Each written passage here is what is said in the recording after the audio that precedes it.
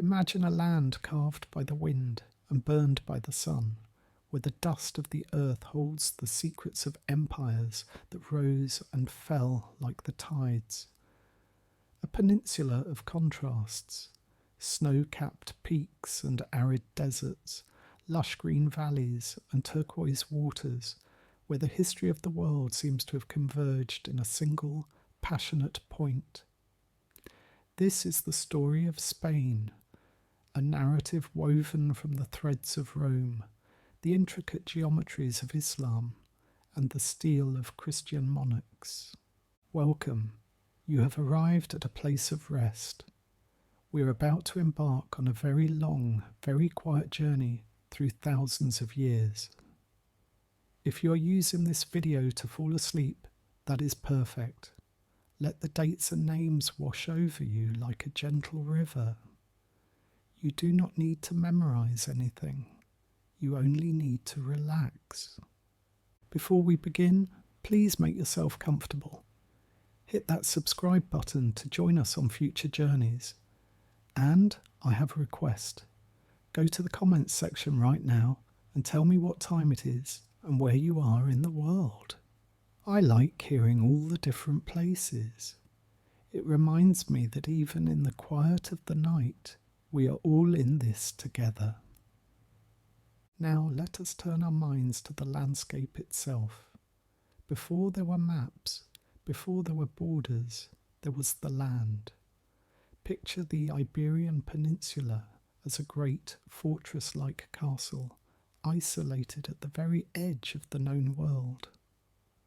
To the north, the Pyrenees Mountains rise up like a formidable wall of jagged granite and eternal ice, piercing the clouds and separating this land from the rest of the European continent.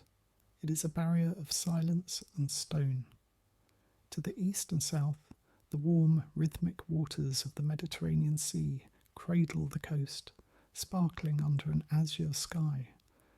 To the west and north, the vast, untamed Atlantic Ocean crashes against steep cliffs, its salty mist coating the green hills of Galicia.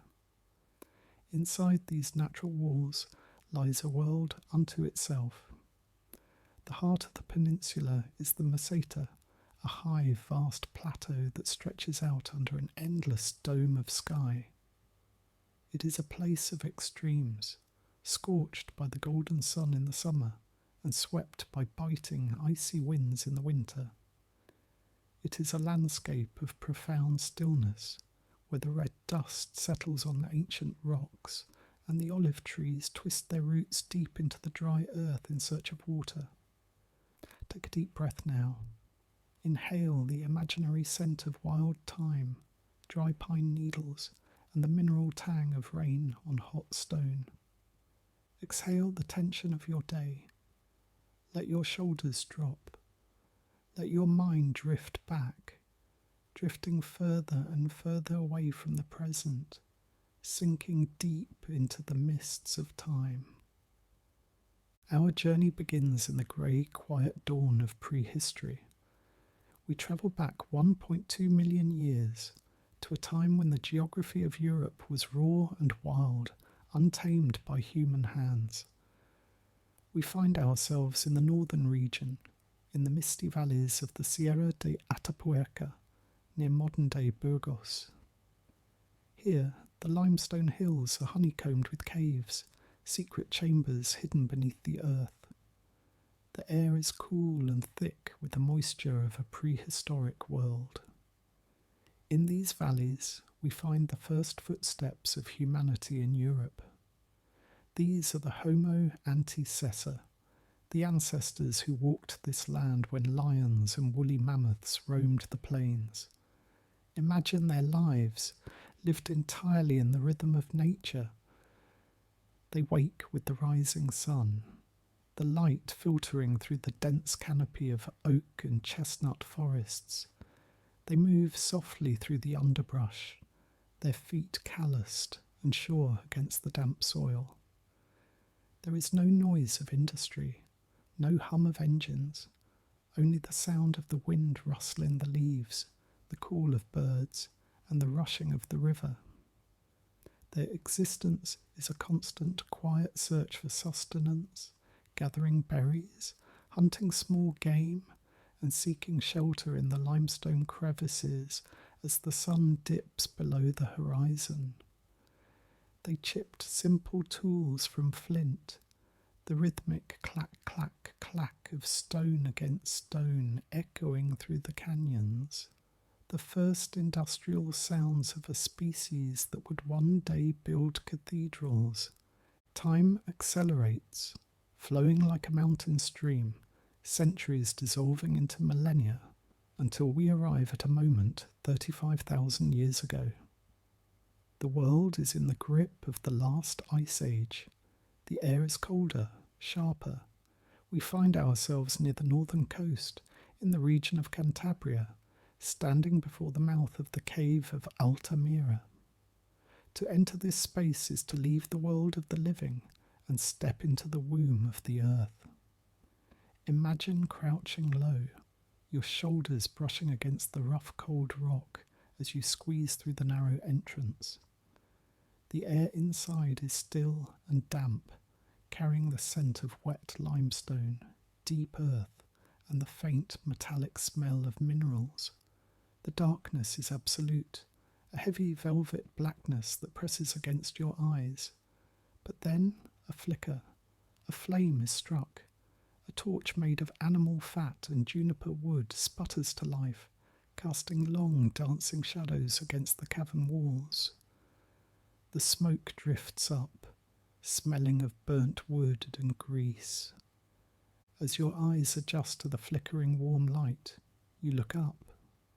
There, on the low, undulating ceiling of the polychrome chamber, a herd of bison has been sleeping for thousands of years. These are not simple drawings. They are masterpieces of spirit and observation. The artists, the Magdalenian people, saw the shapes of the animals in the rock itself. They used the natural bulges and cracks of the stone to give the bison volume and life. A protrusion in the ceiling becomes the powerful humped shoulder of a beast. A dip becomes the curve of a belly. They ground red ochre, charcoal, and hematite into fine powders, mixing them with water or marrow to create rich, earthy paints. In the dim light of the torch, the animals seem to breathe. The bison are caught in moments of movement, some standing, some curling up to sleep, some bellowing into the silence. The colours are vivid reds, deep blacks, and warm ochres. Imagine the artists lying on their back in the cool dark, their hands steady, blowing pigment through a hollow bird bone, their breath becoming the paint. It is a sanctuary of art created in the deepest silence, a testament to the human need to capture the beauty of the world, even in the harshest of winters. The cave is a cathedral without a name, where the soul of early Spain was painted onto the very bones of the earth. Slowly the ice retreats. The glaciers melt, feeding the rivers that carve the valleys deeper. The climate warms, and the landscape softens. The Neolithic shift arrives, drifting slowly from the east like a change in the wind. It is a quiet revolution, measured not in battles, but in the planting of seeds. The hunter-gatherers, who once followed the herds, begin to settle. They lay down their spears and pick up the hoe. Small villages of round huts with thatched roofs appear in the clearings. In the south, near Antequera, the people begin to build for eternity. They drag massive stones, weighing tons, across the landscape to construct dolmens, great megalithic tombs covered in earth. Imagine the sheer physical effort, the collective heave of dozens of people pulling on ropes made of woven vines, the grinding sound of stone dragging over log rollers. These structures stand as silent sentinels, aligned with the sun, marking the land as theirs. They are the first architecture, the first imposition of human order on the wild landscape. The silence of the valleys is now broken by the bleating of domesticated sheep and the soft rustle of wheat fields ripening in the sun. As the wheel of time turns to the first millennium BC, the mist of prehistory lifts to reveal a mosaic of tribes scattered across the peninsula. There is no single nation yet, only a patchwork of cultures, each adapted to the unique geography of their home. In the north and west, where the rain falls heavy and the forests are deep and green, the Celts arrive from Central Europe. They bring with them the secrets of iron and a deep spiritual connection to the natural world. They build castros, fortified villages of circular stone houses perched on hilltops, surrounded by defensive walls. Imagine standing in one of these villages on a misty morning. The air smells of wood smoke and wet granite. The people wear heavy wool tunics and worship the spirits of the rivers and the oak trees. It is a land of druids and iron forges, where the ring of the hammer on the anvil mixes with the sound of the wind howling off the Atlantic. In the south and east, along the warm, sun-drenched Mediterranean coast, dwell the Iberians. They are a sophisticated people, living in organised city-states with paved streets and stone temples. And in the centre of the peninsula, on the high, unforgiving Meseta, these two worlds collide and merge to become the Celtiberians. This central plateau is a harsh land, baking under a relentless sun in summer and freezing in winter. The people here are hardened by the elements, a warrior culture defined by honour and endurance. Picture a Celtiberian warrior standing watch on a ridge. He is wrapped in a thick, dark wool cloak that shields him from the biting wind. At his side hangs the falcata, a distinctively curved sword, forged with such skill that the iron is buried in the damp earth for years to rust away the weak impurities, leaving only the strongest core. The smiths pound the metal, clang, clang, clang, a rhythm of fire and steel that defines the age. These people are the masters of ambush, the masters of the terrain, living in harmony with the harsh beauty of the interior. But the greatest mystery of this era lies in the southwest, beyond the Pillars of Hercules, what we now call Gibraltar. Here, where the Atlantic Ocean washes against the sandy shores of Huelva and Cadiz, legend tells of the kingdom of Tartessos. It is a name that whispers of gold and lost glory. The Tartessians are said to be the oldest civilization in the West, a kingdom of fabulous wealth mentioned even in the Bible. The rivers here were rumoured to flow with gold dust. The mountains were rich with silver and tin. They were the masters of metal, trading with merchants from the far end of the Mediterranean. Imagine a city of white stone shimmering in the heat haze, its harbour filled with ships with colourful sails, its people adorned in intricate gold jewellery. Tartessos is a ghost of history, a civilization that vanished, perhaps swallowed by the sea or destroyed by invaders, leaving behind only tantalizing treasures buried in the mud, golden pectorals, bronze jugs, and the memory of a golden age that faded into the twilight.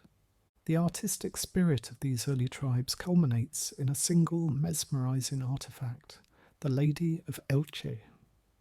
She is a limestone bust discovered by chance in a field, a face emerging from the earth. Visualize her in your mind. She wears a headdress of extraordinary complexity, two large wheel-like coils covering her ears, draped in elaborate veils and necklaces of stone beads. Her face is serene, her eyes originally inlaid with precious stones, staring out across the centuries with an enigmatic expression that rivals the Mona Lisa. She is neither fully Greek nor fully Phoenician. She is distinctly Iberian. She represents the soul of a people who were already complex, artistic, and proud long before the legions of Rome ever set foot on this soil. She is the silent witness to a time when the peninsula was a world unto itself, rich in culture and mystery. But a land so rich, a land of silver, tin, and fertile valleys, could not remain hidden forever. The horizon is vast, and soon the silhouette of foreign sails breaks the line where the sky meets the sea. The Phoenicians have arrived. They come from the eastern Mediterranean, from the ancient cities of Tyre and Sidon in what is now Lebanon. They are not conquerors with swords, but merchants with ledgers and scales. They seek the metals of Tartessos. Around 1100 BC, they navigate their sturdy cedar ships through the calm waters of the Mediterranean, past the islands, until they reach the small archipelago off the southern coast of Spain. Here they found Gadir, modern-day Cadiz, the oldest continuously inhabited city in Western Europe. Imagine the founding of this city, white stone buildings rising against the deep blue of the Atlantic, the air thick with the smell of the sea and the sound of foreign tongues. The Phoenicians bring with them a colour that will define royalty for centuries, purple. They are the masters of the murex dye, a rich, vibrant purple extracted from sea snails. It is a labour-intensive process, and the dye is so valuable it is worth its weight in gold. They set up factories along the coast, where the pungent, briny smell of dye production mixes with the scent of salted fish. They build large tanks for salting tuna, creating the foundation of an industry that still exists today. They introduce the potter's wheel, allowing for the mass production of smooth, symmetrical ceramics. They bring the alphabet, the ancestor of the letters you are reading now. They do not wish to rule the interior, they only want to trade. They exchange the olive oil, fine linens, and perfumes of the East for the silver of the Spanish mines. It is a time of commerce, of busy ports where diverse languages mingle in the marketplace, negotiating prices under the shade of cloth awnings. The coin replaces the handshake. The contract replaces the promise. Following the wake of the Phoenicians come the Greeks. They settle further north, on the rugged, pine-covered coast of Catalonia, founding Emporion, which literally means the market. If you were to walk the streets of ancient Emporion, you would see the logic and order of Greece superimposed on the wild Iberian landscape. The streets are laid out in a precise grid. There are temples dedicated to Asclepios, the god of healing, where pilgrims come to sleep in sacred dormitories, hoping to be cured by dreams sent by the gods. The air here smells of medicinal herbs, rosemary, sage, and mint burned on altars. The Greeks bring with them two gifts that will forever change the landscape of Spain, the olive tree and the grapevine. Imagine the first vineyards being planted, the small, gnarly roots digging into the dry, rocky soil, the first harvest of grapes crushed underfoot in wooden vats. They bring the culture of wine, of symposiums, of philosophy. The economy of the peninsula begins to pulse with the rhythm of the wider Mediterranean world. But the balance of power in the ancient world is fragile. As the power of the original Phoenician cities in the east fades, their colony in North Africa, Carthage, rises to dominance. The Carthaginians are ambitious, disciplined, and hungry for empire. They see Spain not just as a trading post, but as a treasury and a recruiting ground for their armies. Under the leadership of the powerful Barca family, they expand their control over the south. Hamilcar Barca arrives and founds a new capital in the southeast, a city perfectly situated on a magnificent natural harbour, Cort Hadasht, or New City, which we know today as Cartagena. It is a city of palaces and strong walls, a powerhouse of the Mediterranean. The Carthaginians deepen the mines, extracting silver on an industrial scale to pay their mercenaries. The atmosphere shifts. The casual trading of the Phoenicians is replaced by a more military presence. The calm waters are beginning to churn. The stage is being set for a clash of titans, a collision that will shake the foundations of the ancient world. For across the sea, another power is rising, Rome. The eagle is spreading its wings, and its hungry, calculating gaze has landed on the riches of Hispania.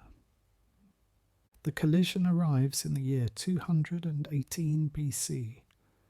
It is the beginning of the Second Punic War, a conflict that will determine the fate of Western civilization. The great Carthaginian general, Hannibal, makes a decision that will echo through history.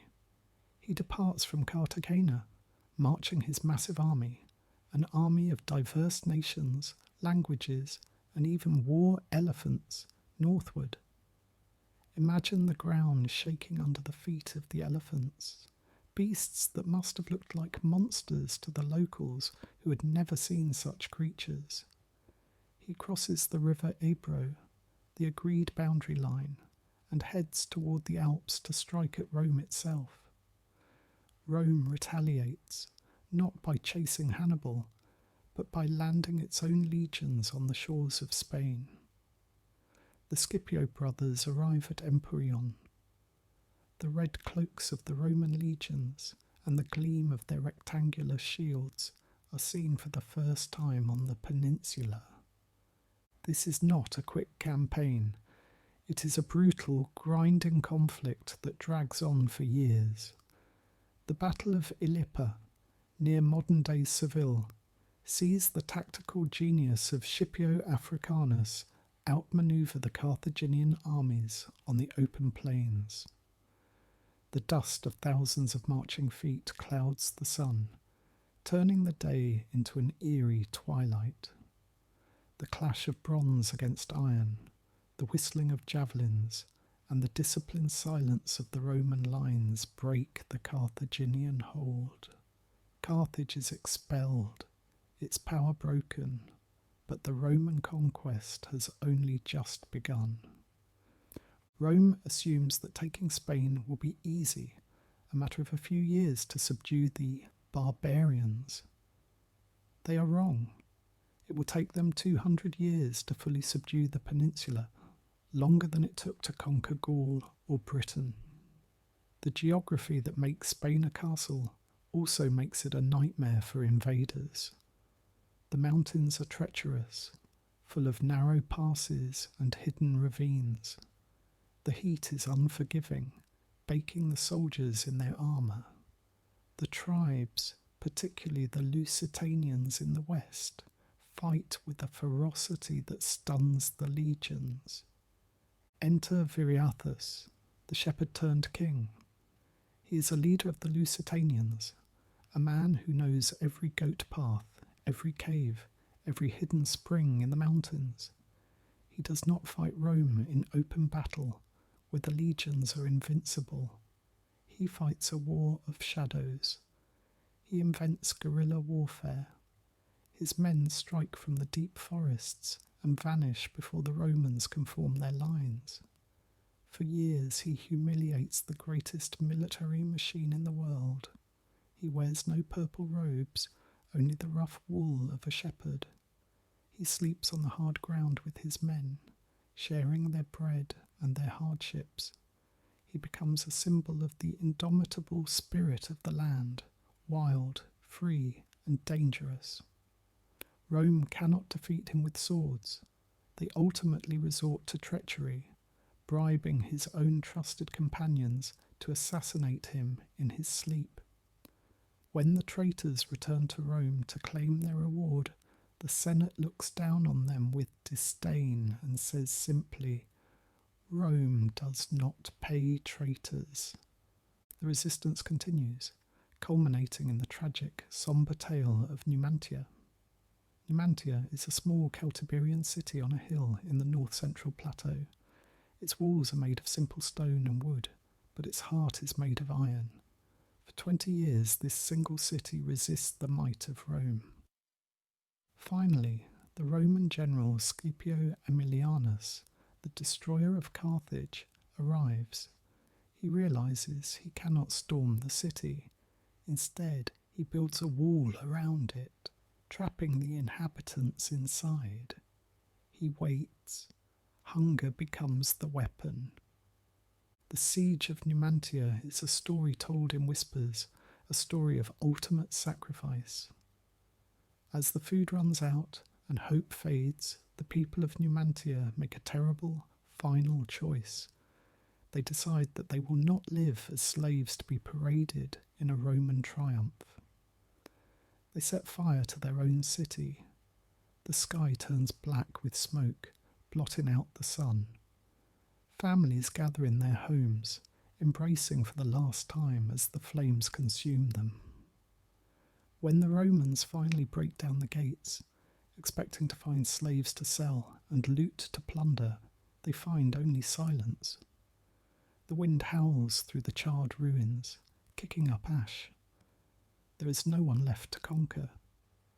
The ash of Numantia settles into the soil, a solemn reminder of the price of freedom, a scar on the conscience of Rome. Finally, in 19 BC, the Emperor Augustus arrives to complete the conquest. The north is pacified. The doors of the Temple of Janus in Rome are closed, signifying peace throughout the empire. The era of the Pax Romana descends upon Hispania. The sword is sheathed, and the pickaxe takes its place. Hispania becomes the favourite province of Rome. It is the granary, feeding the empire with wheat from the vast golden fields of the Meseta. It is the mine, providing the gold for the emperor's coins and the copper for his statues. But Rome gives back too. They bring the concept of civitas, civilization. Imagine the transformation of the landscape. Where once there were only muddy tracks, great stone roads now slice through the countryside, straight as an arrow, defying the terrain. The Via Augusta runs along the coast, a highway of commerce where merchants, soldiers, and couriers travel in safety. Bridges arch gracefully over rivers, stone masterpieces that will stand for 2,000 years, defying the floods. The Romans are master builders, and they build for eternity. Consider the aqueduct of Segovia.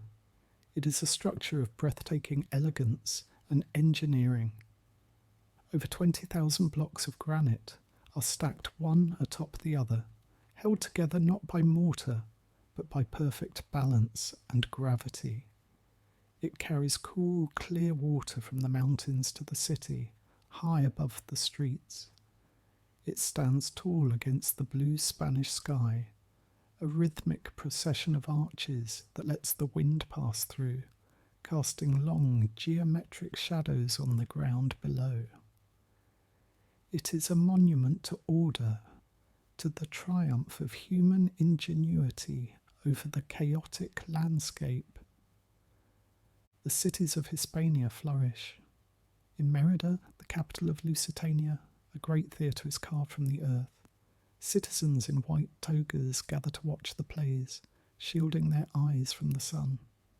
In the evenings, the smell of garum, the fermented fish sauce that was the ketchup of the ancient world, wafts from the kitchens. This sauce, made in vast factories along the coast, is exported in clay amphorae all over the empire, prized for its salty richness. Life in Roman Hispania settles into a quiet, prosperous rhythm. The language of Latin spreads, slowly replacing the old tribal tongues, softening and changing into the roots of the languages spoken today. The Roman sun hangs high and golden, and for a time it seems the peace will last forever.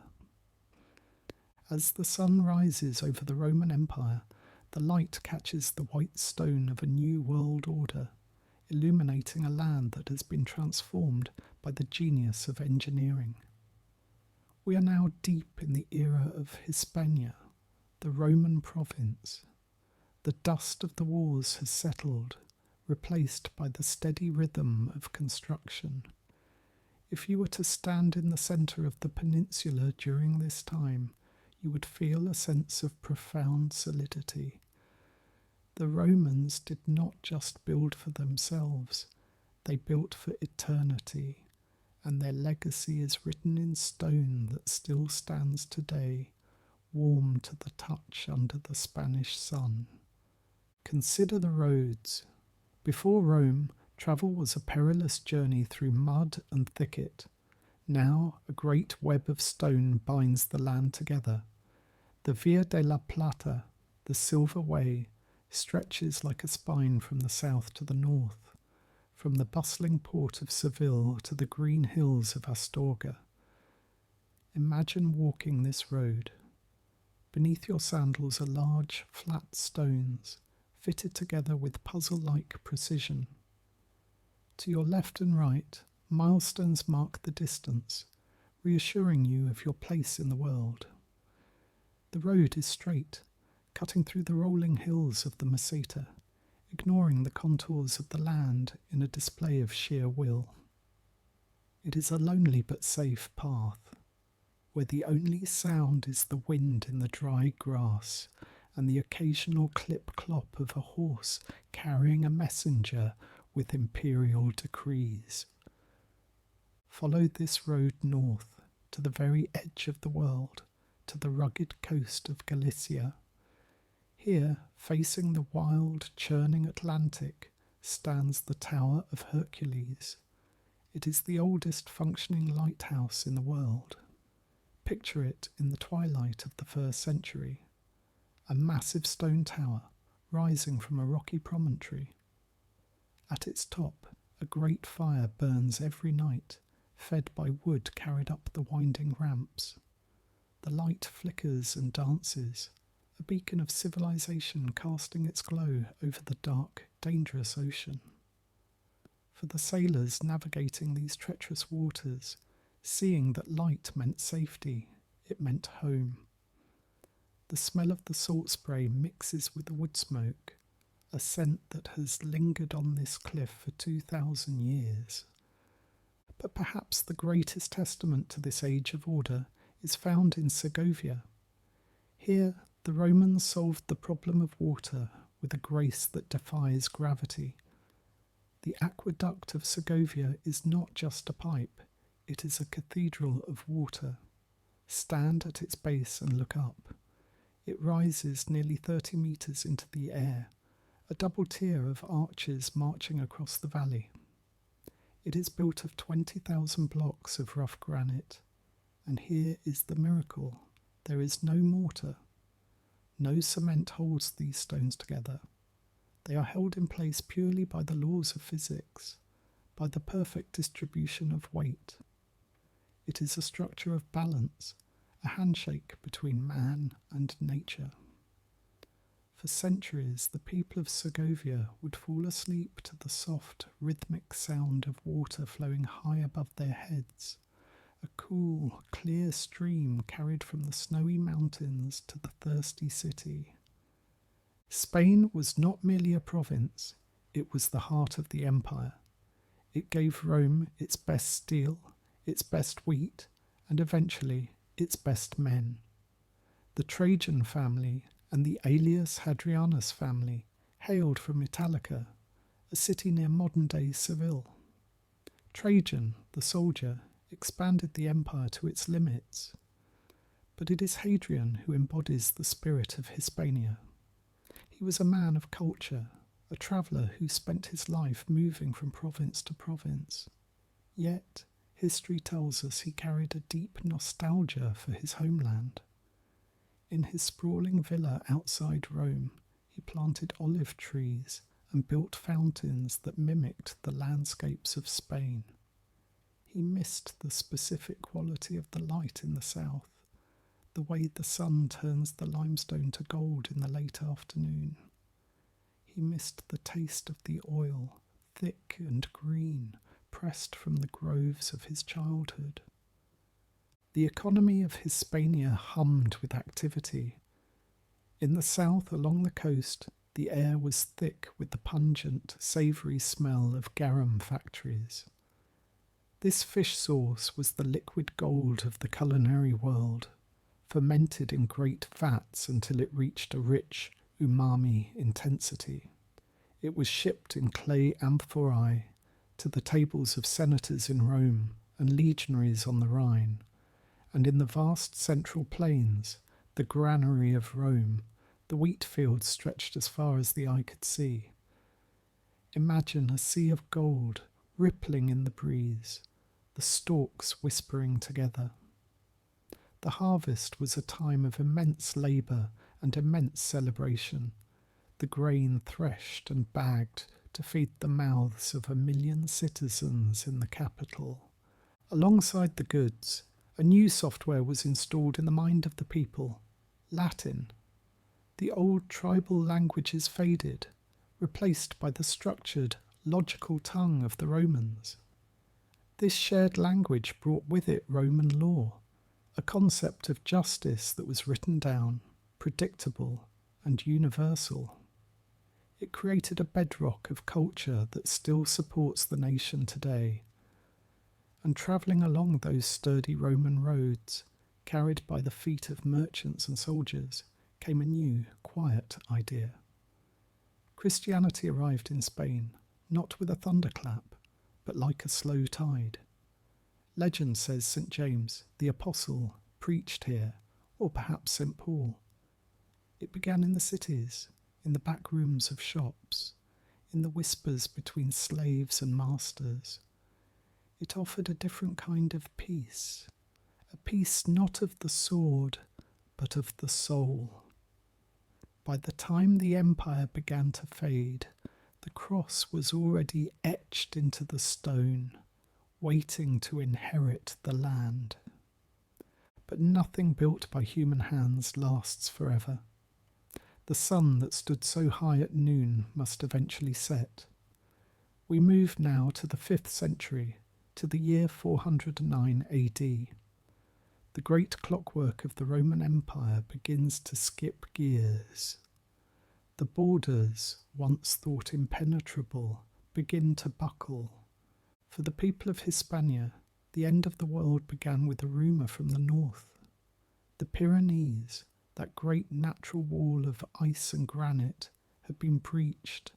The Vandals, the Alans, and the Suebi, Germanic tribes pushed westward by the Huns, poured through the passes. The dam had broken. Imagine the fear that must have gripped the villa owners and the townspeople. The order of centuries, the predictable safety of Roman law, evaporated overnight. The roads became dangerous. The trade routes collapsed. It was a time of chaos, of dust and confusion, as the old world dissolved into the new. In a desperate bid to restore order, the fading Roman administration hired another Germanic tribe, the Visigoths, to act as the police force of the peninsula. The Visigoths were warriors, tall and fierce, who had already sacked Rome itself. They entered Spain to clean it up, but as the checks from Rome stopped coming, as the emperor in Italy became a shadow, the Visigoths looked around and decided to stay. They traded their status as mercenaries for the title of kings. Thus begins the Visigothic interlude. It is a strange twilight era, sandwiched between the glory of Rome and the coming of Islam. The Visigoths chose Toledo as their capital. Picture this city perched high on a granite hill, surrounded on three sides by the deep gorge of the Tagus River. It is a natural fortress. The streets are steep and winding, narrow alleys where the sky is just a ribbon of blue above. The Visigoths built churches and palaces, not with the delicate grace of Rome, but with a heavy, defensive solidity. They lived as a warrior elite, a minority ruling over a vast population of Hispano-Romans. For a long time, there was a wall of silence between the rulers and the ruled. The Visigoths were Arians, a sect of Christianity that believed Christ was separate from the Father. The locals were Catholics. They worshipped in different churches, lived under different laws, and rarely intermarried. It was a kingdom of two hearts, beating out of rhythm. But unity is the natural desire of any land. In the year 589, a king named Recared ascended the throne. He saw that a kingdom divided could not stand. He summoned the bishops and the nobles to the Third Council of Toledo. Imagine the scene in the great hall, the flickering torchlight, the heavy robes of the bishops, the gleam of the warriors' swords. In a moment of solemn gravity, Recared stepped forward and renounced Arianism. He converted to Catholicism, and with him the entire Visigothic nobility. The wall came down. The two hearts began to beat as one. The Kingdom of Toledo became the first politically unified state of the peninsula. Though this era is often called the Dark Ages, there was gold in the darkness. The Visigoths were master goldsmiths.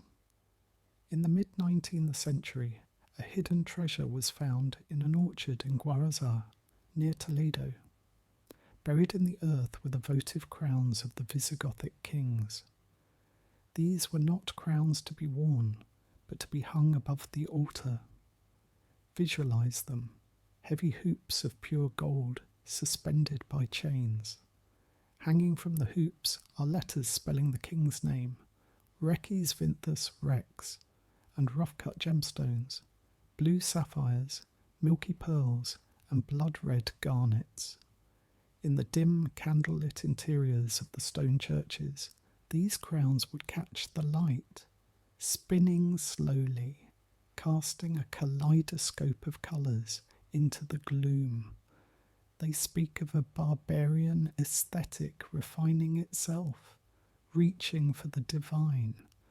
We can also see their architectural legacy in the small church of San Juan de Baños in Palencia. Built by King Requeswinth in gratitude for a cure from the local waters, it stands today as a perfect time capsule. It is small, squat, and sturdy. But look at the arches. They are not the perfect semicircles of Rome. They pinch in slightly at the bottom, forming a horseshoe shape. This is the Visigothic arch, a precursor to the architecture that will soon define Spain. It is a humble structure, smelling of damp stone and old incense, a quiet survivor of a turbulent time. But the Visigothic kingdom was built on sand. The succession of kings was never stable. The crown was fought over, not inherited.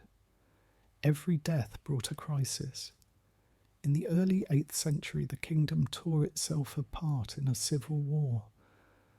One faction, desperate for an advantage, looked across the narrow Strait of Gibraltar to the rising power in North Africa. They sent an invitation, a request for military aid.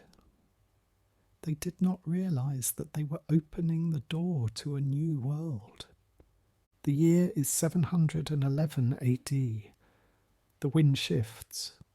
On the southern coast of the peninsula, a fleet of ships appears from the mist.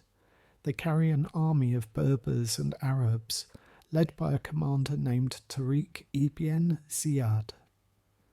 They land at the foot of the great limestone rock that will forever bear his name, Jabal Tariq, or Gibraltar. There is a legend, perhaps true, perhaps myth, that speaks of this moment. As his men unloaded their horses and weapons on the beach, Tariq looked at the nervous faces of his soldiers. They were vastly outnumbered, standing on the edge of an unknown continent. Tariq gave the order to burn the ships. Imagine the scene, the black smoke billowing up against the brilliant blue sky, the crackle of the cedar wood consuming their only way home. Tariq turned to his men and spoke words that have echoed through the centuries. "O people, where is the escape? The sea is behind you, and the enemy is before you." They marched north. At the Battle of Guadalete, they met the Visigothic king Roderick. The battle remains shrouded in the fog of history. We know there was betrayal. The wings of Roderick's army, commanded by his rivals, deserted him. The Visigothic heavy cavalry, weighed down by armour, sank into the marshy ground. King Roderick vanished. His body was never found, only his white horse, grazing riderless by the riverbank, its saddle encrusted with gold. The collapse was sudden. The Visigothic state, hollowed out by infighting, crumbled like a dried leaf. The Muslim armies moved with incredible speed. They took Toledo without a fight. Within 7 years they had reached the Pyrenees. But this was not a conquest of destruction. It was a conquest of integration. The locals, tired of Visigothic taxes and instability, often welcomed the newcomers. A new concept took root, the dhimmi, the people of the book. Christians and Jews were not forced to convert. They were allowed to keep their property, their laws, and their religion, provided they paid a tax. In a world of religious intolerance, this was a revolutionary idea. Churches remained open. Synagogues flourished. The bells continued to ring, now joined by the call of the muezzin. The chaos of the conquest settled into a golden stability with the arrival of a refugee. Abdul-Rahman I was a prince of the Umayyad dynasty in Damascus. When his family was massacred by rivals, he fled. He swam across the Euphrates, crossed the deserts of North Africa, and arrived in Spain a lone survivor. He was known as the Falcon of the Quraysh. He established an independent emirate in Cordoba.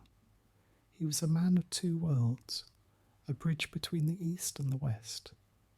It is said he planted the first palm tree in Europe in the garden of his palace. In his old age, he wrote a poem to the tree, seeing in it a reflection of his own exile. A palm tree stands in the middle of Rusafa, born in the West, far from the land of palm trees. I said to it, "You are like me, in a foreign land, far from your family." Under his rule and that of his descendants, the city of Cordoba began its transformation into the jewel of the world. They began the construction of the Mezquita, the great mosque. Let us walk into the Mezquita as it was then. You step from the blinding white heat of the Spanish street into the cool, dark interior. Your eyes take a moment to adjust. As they do, you realize you are standing in a forest, not a forest of trees, but a forest of stone. Hundreds of columns stretch out in every direction, jasper, onyx, marble, granite. They were scavenged from old Roman temples and Visigothic churches, a physical recycling of history. Above the columns rise the arches, and what arches they are! They are double-tiered, stacked one upon the other to create height and airiness. They are striped in alternating bands of red brick and white stone. The effect is mesmerising, a rhythmic, geometric vibration that seems to go on forever. It looks like a grove of endless palm trees made of stone. The air is perfumed with incense, and the scent of the orange trees drifting in from the courtyard of the oranges. There are no images of people or animals, only the endless, hypnotic patterns of vegetation and geometry, designed to draw the mind away from the material world and toward the infinite.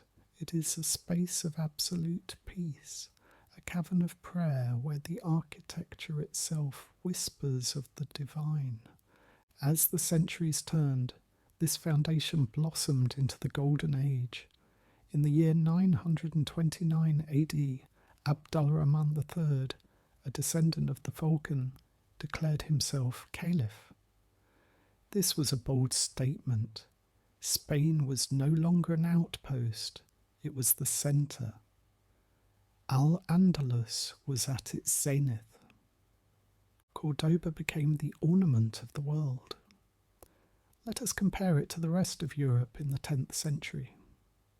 While London and Paris were small, muddy towns of wooden huts and unpaved streets, Cordoba was a metropolis of 500,000 people. It had paved streets, illuminated at night by oil lamps, a concept unheard of in the north. It had running water, it had hospitals, public baths, and nearly 70 libraries.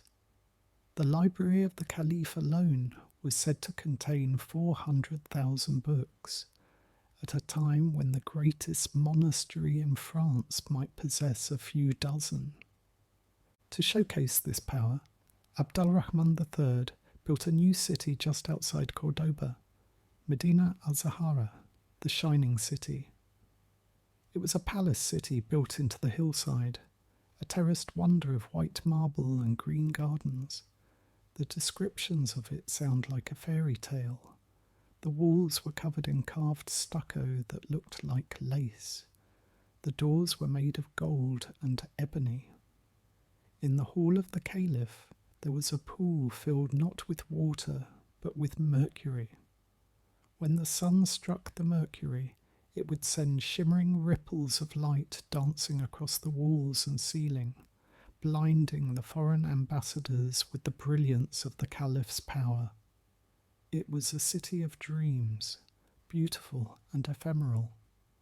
Tragically, it would be destroyed in a civil war less than a century later, its ruins left to be reclaimed by the almond trees, a reminder that even the most beautiful things are fragile. But the true wealth of Cordoba was not in gold or mercury, it was in knowledge. As the lights went out across Europe, the scholars of Al-Andalus were busy turning them back on. They gathered the ancient texts of the Greeks, Aristotle, Plato, Euclid, Ptolemy, which had been lost to the West.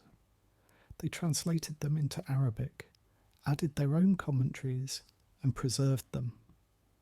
In the scriptoriums of Cordoba, Jewish, Muslim, and Christian scholars sat side by side, their quill pens scratching across parchment, debating astronomy, medicine, and mathematics. Into this intellectual paradise stepped a man named Ziryab. He arrived from Baghdad in 822 and became the arbiter of taste for the entire continent. Ziryab was a polymath, a musician, a poet, a scientist. He was the blackbird of Al-Andalus. He revolutionized daily life. He introduced the concept of the three-course meal, soup, main course, dessert, which we still follow today. He taught people to wear different fabrics for different seasons, white cotton in summer, heavy wool in winter. He introduced a strange cleaning paste for the teeth, the ancestor of toothpaste. He added a fifth string to the oud, the Arabic lute, giving it a deeper, more soulful resonance. Imagine sitting in a garden in Cordoba, listening to Ziryab play. The water trickles in the fountain, cooling the air. The jasmine blooms white in the twilight. The music is complex, emotional, a weaving of mathematical precision and human passion. This is the height of Al-Andalus. It is a society that values beauty, cleanliness, and knowledge above all else. It is a moment of calm in the turbulence of history, a suspended breath where the culture of the East blossomed in the soil of the West, creating a fruit that was unique to Spain. The night is deep now. The streets of Cordoba are quiet, save for the watchman's cry. The libraries are closed, the books sleeping on their shelves. The mercury pool of Medina Azahara is still, reflecting the stars. We leave this golden age slowly, letting the image of the candy cane arches and the sound of the oud fade into the silence. Rest your mind on the beauty of this time, on the peaceful coexistence of the three faiths, on the light of learning glowing in the dark. Sleep and drift on the river of time. The sun sets on the golden age of Cordoba, and when it rises again, the landscape has fractured. The year is 1031. The great caliphate, once a monolith of power and unity, shatters like a crystal vase dropped on a stone floor. The central authority dissolves, and in its place, nearly 24 small independent kingdoms emerge. These are the taifas. Imagine a mosaic of tiny states: Seville, Granada, Toledo, Zaragoza, Valencia, each ruled by its own prince, its own emir.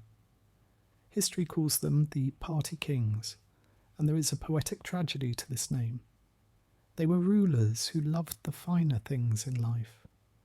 They competed not with swords, but with verses. In the gardens of Seville, under the shade of orange trees, poets recited stanzas about the beauty of the moon or the sorrow of lost love, while the kings listened, sipping wine from crystal goblets. They built palaces of exquisite delicacy, planting jasmine and roses, turning their courts into sanctuaries of art and culture. But beneath the silk and the perfume, the foundations were rotting. They were wealthy, yes, but they were militarily weak. They were jealous of one another, often paying tribute, pariahs, to the Christian kingdoms in the north, just to be left alone. It was a time of brilliant, fragile beauty, a sunset that lasted for decades, painting the sky in vivid colours before the coming night. While the south fragmented into a garden of rival poets, the north was hardening into iron. Let us cast our minds to the misty, rain-soaked mountains of Asturias. Here the landscape is dramatic, almost violent in its beauty. Peaks of grey limestone rise sharply from green valleys, often shrouded in fog. Or it is a land of wolves, bears, and silence. From the tiny seed of Covadonga, the Christian resistance had grown.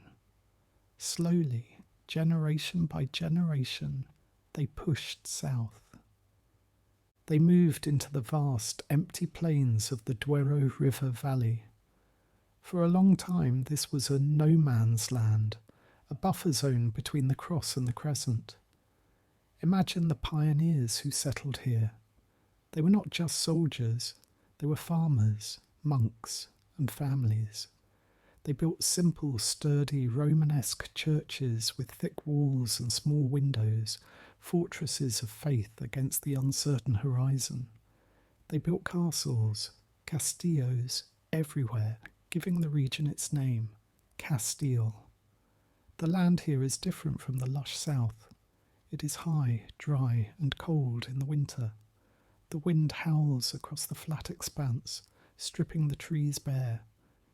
It is a landscape that breeds a tough, resilient people who view life as a struggle, a crusade.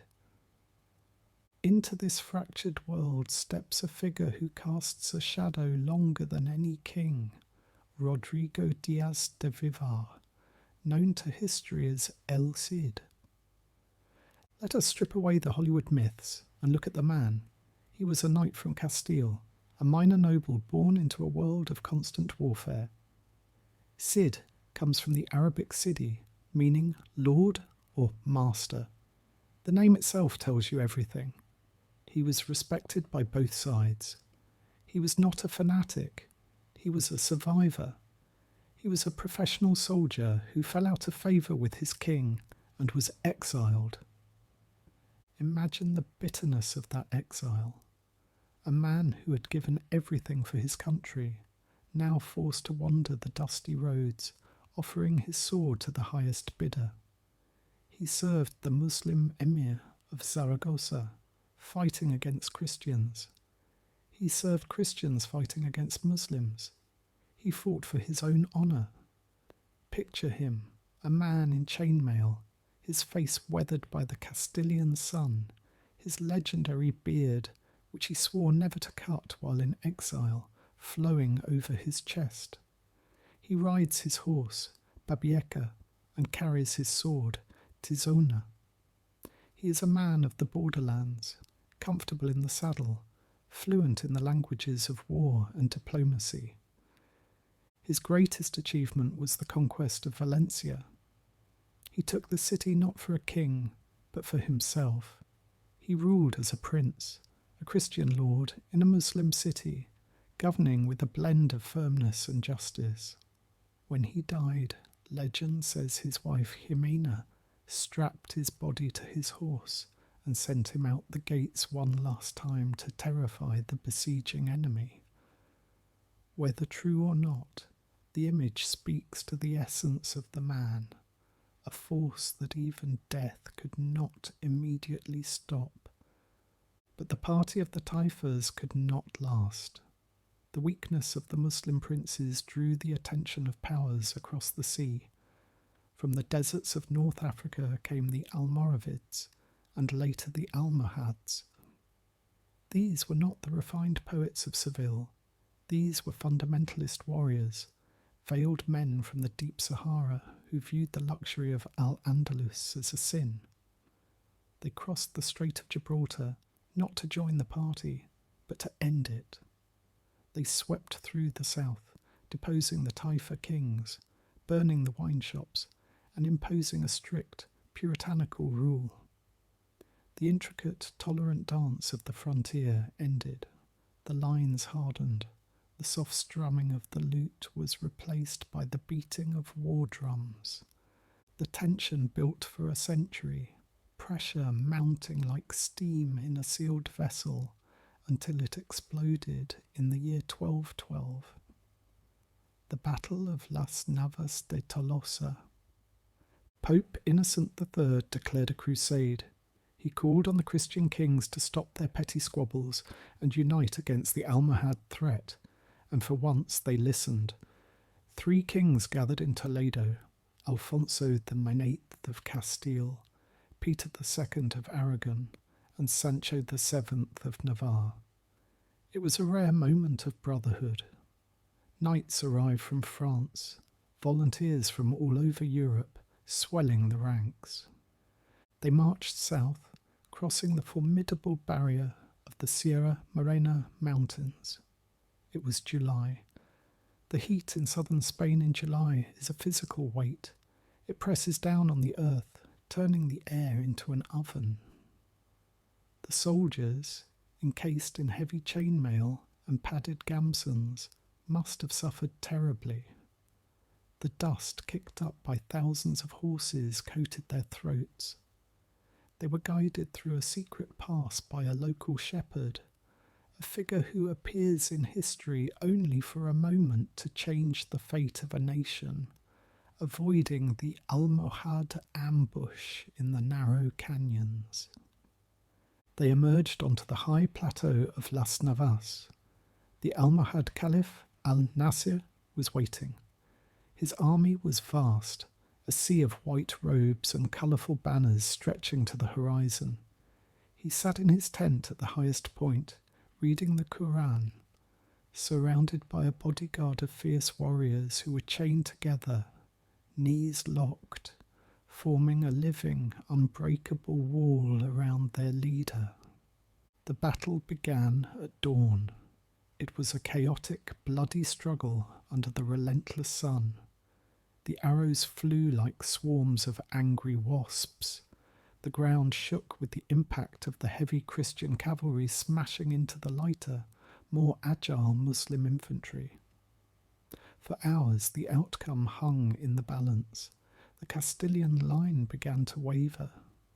King Alfonso, seeing his centre collapsing, turned to the archbishop beside him and said, "Here, my lord bishop, is where we must die."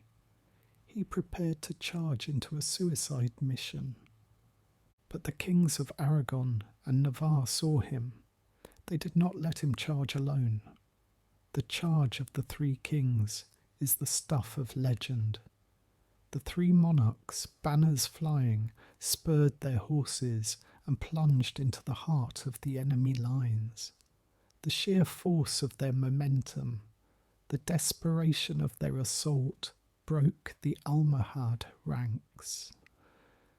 Sancho of Navarre reached the Caliph's tent. His men hacked at the chains that bound the bodyguards. The chains shattered. The living wall collapsed.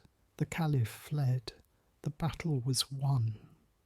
To this day, the coat of arms of Navarre features a golden chain on a red background, a memory of that hot, dusty day in July when the tide of history turned.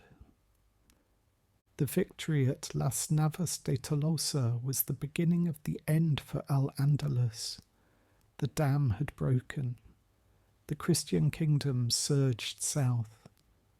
Leading this new wave was James III of Aragon, known as the Conqueror. He turned his eyes east to the Mediterranean. He launched an audacious amphibious invasion of Mallorca, a fleet of ships sailing across the sparkling water to reclaim the island. He then took Valencia, the city of El Cid. In Castile, Ferdinand III, known as the Saint, pushed into the heartland of the old caliphate. One by one, the great cities fell. Cordoba, the old capital, the jewel of the world, surrendered in 1236. Seville, the bustling port, fell in 1248. Imagine the silence that fell over the great mosque of Cordoba. For 500 years the call to prayer had echoed from its minaret. Now the soldiers of Castile entered warily, their boots clacking on the stone floor. They did not destroy the building. Its beauty was too great. Instead, they consecrated it.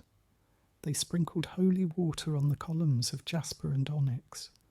They placed a cross on the altar. The building remained, but its soul had changed. The era of Al-Andalus was effectively over, reduced to the single mountainous kingdom of Granada in the south, a final, beautiful sunset that would linger for another 250 years. The map of Spain was beginning to look like the map we know today, but it was still divided. It would take a marriage to stitch the pieces together. The year is 1469. In the city of Valladolid, a secret wedding takes place. The bride is Isabella, the heiress of Castile. She is 18 years old, fair-haired, blue-eyed, serious, and intensely devout. She is a woman of iron will. The groom is Ferdinand, the heir of Aragon. He is a year younger, handsome, charming, a soldier, and a politician so cunning that Machiavelli would later use him as a model for the prince. They were cousins, and they needed a papal dispensation to marry, which they forged. They were not marrying for love, though a deep respect and affection would grow between them. They were marrying for power. Their union brought together the two largest kingdoms of the peninsula, Castile, the land of castles, wool and wheat, and Aragon, the maritime empire of merchants and sailors. Together they were the Catholic monarchs, Los Reyes Católicos. They were a formidable team. Isabella brought the moral authority and the manpower of Castile. Ferdinand brought the military strategy and diplomatic guile of Aragon. Their motto was Tanto monta, monta tanto, equal they stand. Their eyes turned south to the last remnant of Islamic Spain, Granada. The Kingdom of Granada was a fortress of mountains, protected by the Sierra Nevada. It was a land of silk and sugar, of palaces and gardens. But it was isolated. In 1482, the final war began. It was not a single battle, but a 10-year grind. It was a war of sieges. Isabella herself would ride to the front lines, dressed in armour, to boost the morale of her troops. She organised field hospitals, the first of their kind, tending to the wounded. The noose tightened. Finally, in 1492, the city of Granada surrendered. The last sultan, Boabdil, rode out of the Alhambra. He handed the keys of the city to Ferdinand and Isabella. He was allowed to leave safely, to go into exile in North Africa. There is a spot in the mountains south of Granada, known as El Suspiro del Moro, the Sigh of the Moor. Legend says that as Boabdil reached this pass, he turned back for one last look at his city. He saw the red walls of the Alhambra glowing in the distance, the green gardens of the Generaliffe, the snow on the peaks of the Sierra Nevada. He began to weep. His mother, a woman of steel named Aixa, scolded him. Do not weep like a woman for what you could not defend like a man. It was the end of 800 years of history. The cross was raised over the Alhambra's highest tower, and the news rang out across Europe like a bell. Granada had fallen. But 1492 was a year of bitter contrasts. While the monarchs celebrated unity, they also enforced uniformity. In March they signed the Edict of Expulsion. The Jews of Spain, the Sephardim, who had lived in the peninsula since Roman times, who had contributed to the golden age of Cordoba, who were doctors, translators, and merchants, were given a terrible choice: convert or leave. It is a sombre, tragic moment in our journey. Imagine the scenes in the Jewish quarters, the Juderias of Toledo, Segovia, and Girona. Families packing their belongings into carts. They sold their houses for a donkey, their vineyards for a piece of cloth. They visited the graves of their ancestors one last time, taking stones from the cemeteries as memories. They walked to the ports and the borders, singing psalms, their eyes filled with tears. They took the keys to their houses with them, keys that many families in Istanbul, Morocco, and Thessaloniki would keep for centuries, rusting heirlooms of a home they could never return to. Spain had achieved religious unity, but at the cost of a deep, self-inflicted wound. It had cut out a vital part of its own heart.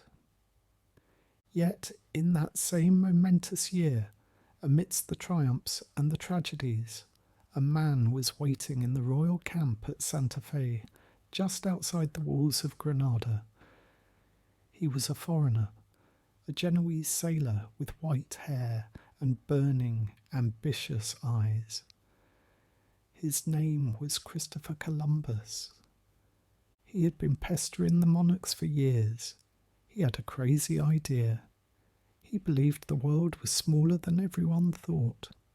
He believed that by sailing west into the vast, terrifying emptiness of the Atlantic, he could reach the spices of India and China. The experts told him he was wrong. They knew the world was round, but they calculated correctly that the ocean was too wide, that no ship could carry enough food and water to cross it. But Isabella was a gambler. With the war in Granada over, she had energy and resources to spare.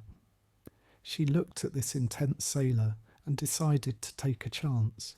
She granted him 3 small ships. It was a relatively small investment for a potentially infinite reward. On August 3rd, 1492, before dawn, the Nina, the Pinta, and the Santa Maria slipped out of the harbour of Palos de la Frontera. They caught the tide and headed southwest toward the Canary Islands, and then into the unknown. Imagine being on those ships. They were tiny wooden shells bobbing on a limitless ocean. The Santa Maria was only about 60 feet long, the size of a modern city bus. The crew was terrified. For weeks they saw nothing but the blue horizon, the sun rising and setting over an endless waste of water. They were sailing off the edge of the map. They relied on dead reckoning, on the flight of birds, on the colour of the water. Fear grew into mutiny. They whispered in the dark corners of the ship, talking of throwing the admiral overboard and turning back. Columbus held them together with lies about the distance travelled and sheer force of will. Adelante, sail on, was his only command. Then, at 2 a.m. on October 12th, a lookout named Rodrigo de Triana, perched high on the mast of the Pinta, saw something. A white cliff in the moonlight, a fire. Tierra, tierra, land. They had not reached China. They had stumbled upon a world that Europe had forgotten existed. They landed on an island in the Bahamas. The collision of these 2 worlds, the old and the new, would change the history of the human species forever. The return of Columbus to Spain was a sensation. He brought with him gold, colourful parrots, and indigenous people he had kidnapped. But the real treasure was not gold. It was the biological exchange that followed. This is the Columbian Exchange. Imagine the kitchens of Spain before this moment. There were no potatoes in the Spanish omelette, tortilla de patata. There were no tomatoes for gazpacho. There was no chocolate for churros. There were no peppers, no corn, no beans. The discovery of the Americas fundamentally changed the diet of the world. The potato, a humble tuber from the Andes, would eventually end famines across northern Europe. The tomato would become the blood of Mediterranean cuisine. And chocolate. Imagine the first time a Spanish monk tasted the bitter, frothy drink of the Aztecs, adding sugar to it to create the sweet luxury we know today. But the exchange was not just culinary, it was also martial. Following Columbus came the conquistadors, men like Hernan Cortés and Francisco Pizarro. They were younger sons of minor nobles, men from the dry, poor region of Extremadura. They were men of their time, ambitious, ruthless, and incredibly hardy. They went to the New World not to farm, but to find gold and glory. The story of the conquest is a brutal one. It is a story of steel against stone, of gunpowder against arrows, and most devastatingly, of smallpox against immune systems that had no defence. Empires that had stood for centuries, the Aztec, the Inca, collapsed in a matter of years. It was a tragedy of epic proportions, a shattering of civilizations. But from the ruins, a new culture began to emerge. A hybrid culture of mestizo blood, Baroque churches built on Inca foundations, and the Spanish language spreading from the Rio Grande to Tierra del Fuego. The world had suddenly become very big, and Spain was at the helm. In 1494, the Treaty of Tordesillas was signed. The Pope took a map of the world and drew a line down the middle of the Atlantic. Everything to the west belonged to Spain. Everything to the east belonged to Portugal. It was an act of supreme arrogance and supreme power. Spain was no longer just a collection of kingdoms on a peninsula. It was the world's first global empire. The sun was rising on a Spain that stretched across oceans, a Spain where, quite literally, the sun never set. Let us rest here for a moment. Picture the harbour of Seville in the 16th century. It is the centre of the world. Galleons with tattered sails are arriving from the Americas, their hulls sitting low in the water, heavy with silver from Potosi. The docks are piled high with crates of strange new goods. The air smells of tar, spices, and the sea. The streets are crowded with merchants speaking a dozen languages. Spain has awakened from its medieval slumber to find itself the master of the earth. The dust of the Meseta is now mixed with the gold of the Andes. The history of Spain has become the history of the world. Sleep now and dream of ships sailing into the sunset, carrying the weight of empires in their wooden bellies. The galleons dock and the silver is unloaded, but the wheel of history keeps turning. We enter now into the 16th century, the era of the Habsburgs. It is a time when Spain is not merely a country, but the very pivot around which the world revolves. In 1516, a young man arrives on the wild, rocky coast of Asturias. He is Charles I of Spain, who will soon become Charles V, the Holy Roman Emperor. He is a stranger. He does not speak Spanish. He speaks French and Flemish. He has a protruding jaw and an awkward manner. The people look at him with suspicion. He is the grandson of the Catholic monarchs, but he seems like a foreigner coming to loot the kingdom. Yet this awkward young man grows into the Caesar of his age. He inherits a domain so vast that it gives rise to a phrase that will echo through history: the empire on which the sun never sets. When the sun goes down in Madrid, it is rising in Mexico. When it sets in Peru, it is rising in the Philippines. Imagine the weight of that crown. Charles spends his life in the saddle, travelling constantly between Germany, Italy, the Netherlands, and Spain, fighting wars, settling disputes, trying to hold together a tapestry that is constantly threatening to unravel. There is a moment of growing pains, the revolt of the Comuneros. The cities of Castile, proud and independent, rise up against this foreign king and his taxes. It is a brief, tragic fire. The revolt is crushed at the Battle of Villala, in a field of wet wheat. But the tragedy changes Charles. He learns to respect the stubborn pride of the Spaniards. He learns the language. He eventually becomes more Spanish than the Spaniards, embracing the gravity, the faith, and the honour of his mother's land. At the end of his life, weary of the world, Charles does something extraordinary. He abdicates. He hands the most powerful empire on earth to his son Philip and retreats to a monastery in Yuste, in the remote hills of Extremadura.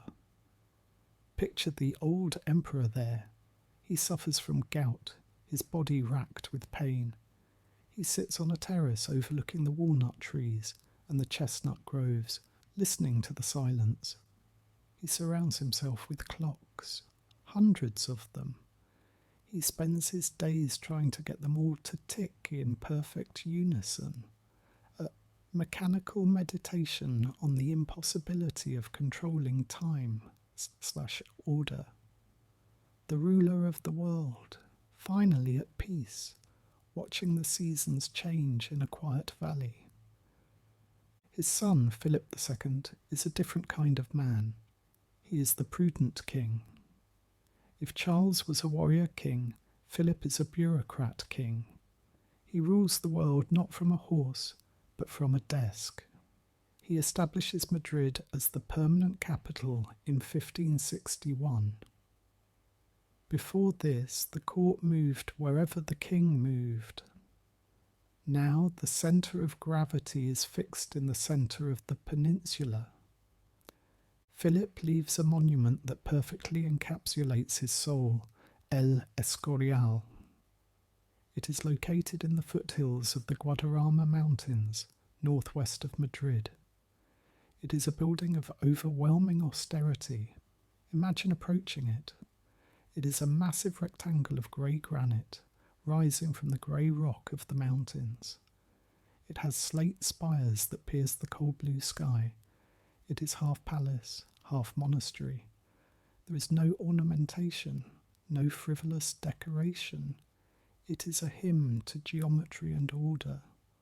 Walk through its halls. The air is cool and smells of stone and old beeswax. The library is one of the most beautiful rooms in the world. It is a long vaulted hall with a floor of marble. On the shelves, thousands of leather-bound books rest with their spines facing inward, revealing their golden page edges to the room. Great globes of the earth and the heavens stand in the centre, silent testaments to the knowledge Philip tried to gather. Deep beneath the altar of the basilica lies the pantheon of the kings. It is an octagonal crypt made of dark marble and jasper. Here, in stacked niches, lie the black and gold coffins of the Spanish monarchs. It is a place of absolute stillness. Philip II built this place to be near God, to live like a monk surrounded by the most powerful court in Europe. From his simple bedroom, a small window opened directly onto the high altar of the church, so he could hear the Mass while lying in bed, sick and dying, his eyes fixed on the cross. El Escorial is the stone manifestation of the Spanish soul in the 16th century, severe, devout, and unyieldingly strong. But while the kings were building granite fortresses, the people were building castles in the air. This is the Siglo de Oro, the golden century of Spanish art and literature. It is a paradox. As the political power of Spain begins to strain and crack, its artistic output reaches a blinding brilliance. In a dusty, noisy prison cell in Seville, a tax collector with one arm named Miguel de Cervantes begins to write. He writes about an old man who reads so many books of chivalry that he loses his mind and decides to become a knight-errant, Don Quixote de la Mancha. It is a book that laughs at the world, but with infinite tenderness. Imagine the image of the knight of the doleful countenance, riding his skinny horse Rocinante across the dry yellow plains of La Mancha, tilting at windmills that he thinks are giants. It is the story of Spain itself, idealism clashing with the hard reality of the dusty earth. And in the quiet, sunlit studios of the court, Diego Velázquez is painting. He is the master of light and atmosphere. Stand in your mind before his masterpiece, Las Meninas. The painting captures a fleeting moment in the palace. The little Infanta Margarita, dressed in a wide, stiff skirt of cream silk, looks out at us. Her maids of honour bow to her. A dog sleeps drowsily in the foreground, and in the back, the painter himself stands at the easel, looking at us. The air in the painting feels real. You can sense the dust motes dancing in the shaft of light, the silence of the room, the heavy, stifling atmosphere of the court. Velázquez does not just paint faces, he paints the air between the subject and the viewer. He captures the dignity of the king, but also the dignity of the dwarves and jesters who entertained the court. In his eyes, everyone has a soul. The stage for all this is Madrid. In the 1600s, it is a city of contrasts. It is a villa y corte, a town and a court. The streets are unpaved, turning to mud in the rain. Pigs roam the alleys. Yet, passing through the mud are golden carriages with velvet curtains. The smell of frying oil and roasting chestnuts mixes with the expensive perfumes of the nobility. At night, in the Corrales de Comedias, open-air theatres, the plays of Lope de Vega and Calderón de la Barca are performed. The audience is raucous, shouting and cheering.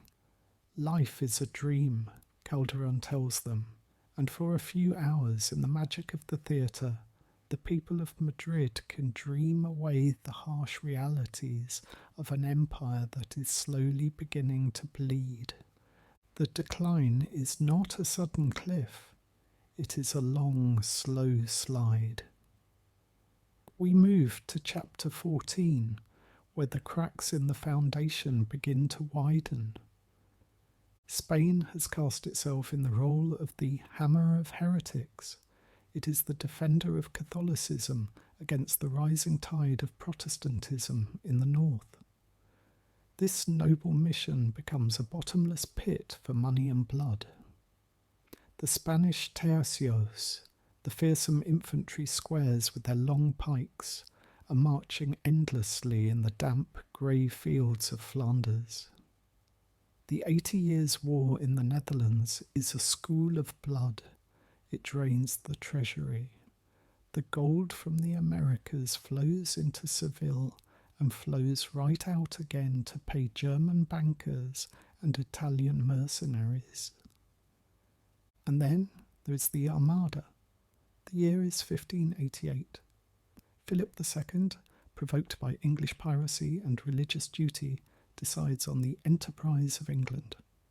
He assembles the greatest fleet the world has ever seen. The Grande Felicissima Armada, 130 ships, galleons floating like castles on the water. They sail from Lisbon in May, but the wind is against them. It is a slow, agonizing journey. They reach the English Channel, forming a crescent moon shape, a floating fortress. But the English ships are faster, lighter. They harass the lumbering Spanish giants. And then, at Calais, the fireships come, burning vessels drifting into the anchored Spanish fleet in the middle of the night. Panic, the formation breaks. But it is not the English guns that defeat the Armada. It is the wind, the Protestant wind. A massive storm sweeps the fleet north, around the wild coasts of Scotland and Ireland. Imagine the horror of those sailors. Men from the sunny olive groves of Andalusia, lost in the grey, freezing fury of the North Atlantic. Their ships are smashed against the jagged rocks of the Irish coast. Thousands drown. The wood splinters. The sails shred. When the tattered remnants limp back to Spain, Philip II is said to have remarked calmly, "I sent my ships to fight against men, not against the elements." It is a stoic response, but the psychological wound is deep. The invincibility of Spain is broken. Domestically, the economy is in a strange fever. The influx of silver from Potosi has caused hyperinflation. Bread prices soar. The peasant who grows the wheat can no longer afford to buy it. The countryside empties as people flock to the cities or emigrate to the Americas, leaving the fields fallow. It is a land of beggars and princes, with very little in between. The decline is mirrored in the bodies of the kings themselves. The Habsburgs, in their desire to keep their bloodline pure, marry their own cousins and nieces over and over again. The genetic pool shrinks. Philip III is a weak man who lets his favourites rule. Philip IV is a great patron of the arts, the man who paid Velázquez, but he watches helplessly as Portugal breaks away and the empire shrinks. And finally, we reach the end of the line. Charles II. They called him El Hechizado, the Bewitched. He is a tragic figure, a victim of generations of inbreeding. He is physically frail, unable to chew properly because of the famous Habsburg jaw. He is plagued by illness, seizures, and melancholy. He rules for 35 years, a ghost upon the throne, surrounded by doctors and exorcists who try to cure his ailments. The court of Madrid in the late 1600s is a sombre place, waiting for the inevitable. The empire is like an old clock that is slowly winding down. When Charles II dies in 1700, childless and alone, the silence that falls over the palace is the silence of an era ending. The sun has set on the Habsburgs. The year is 1700. The throne is empty. And as usually happens when a vacuum appears in power, the world rushes in to fill it. Europe descends into the War of the Spanish Succession. It is a world war fought on Spanish soil. On one side, the Austrian Habsburgs, who claim the throne for Archduke Charles.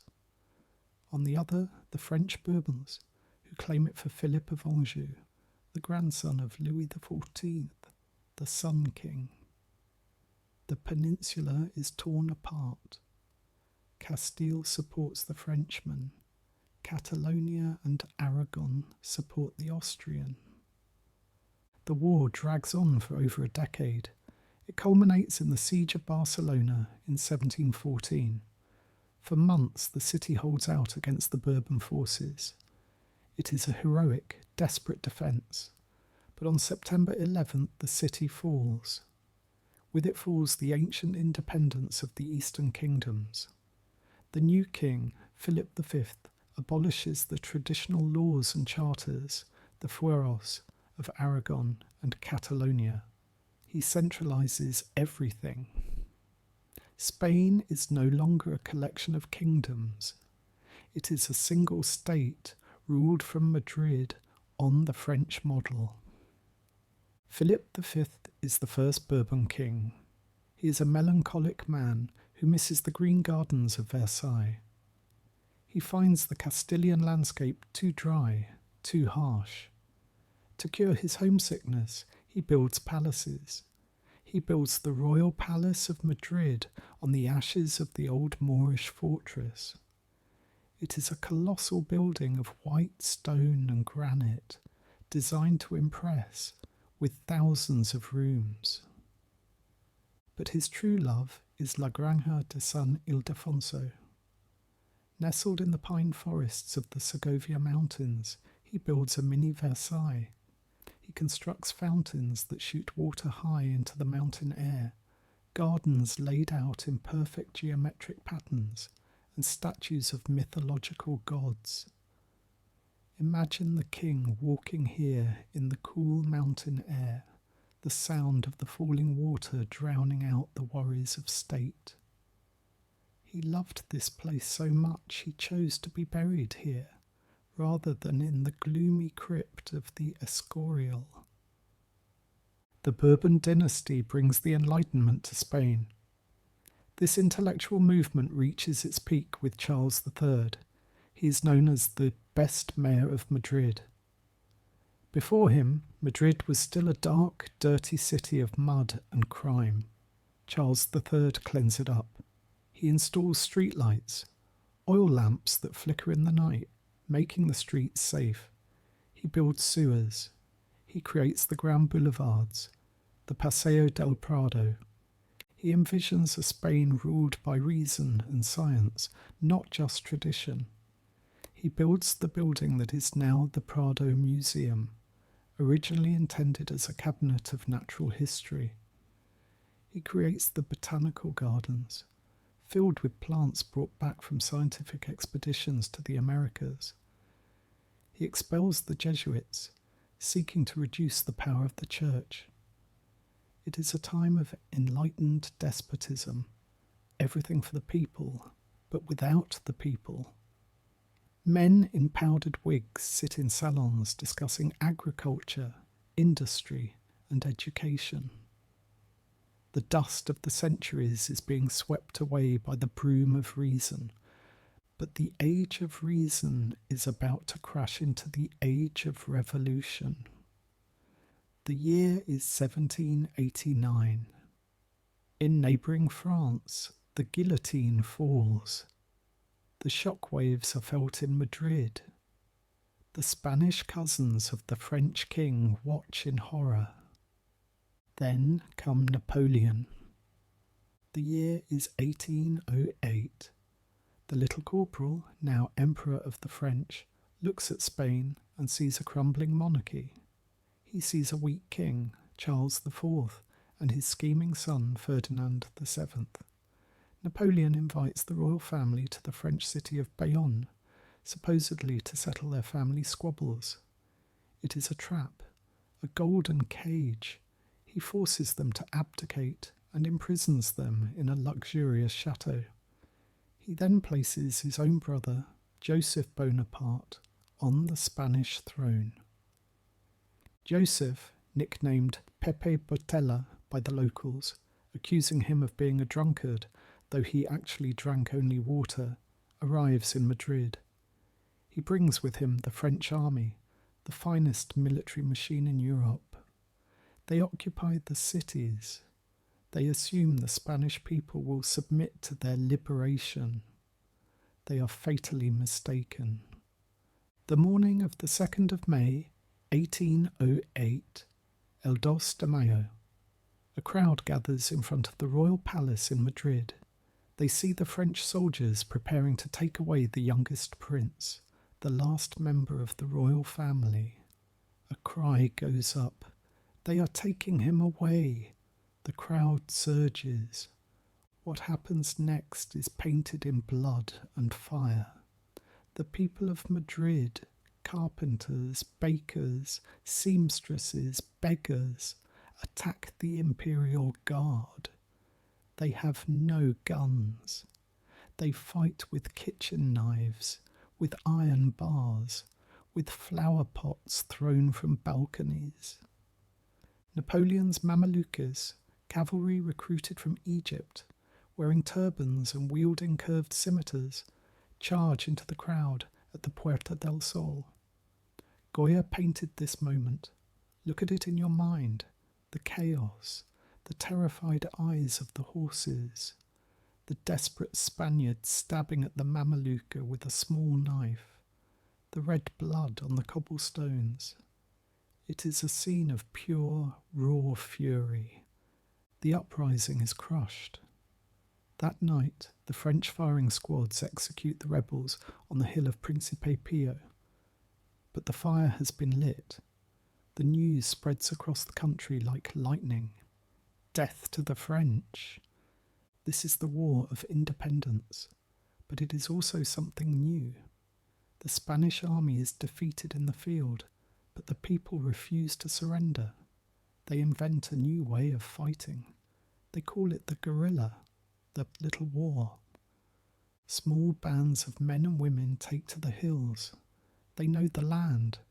They know every cave, every goat path, every hidden spring.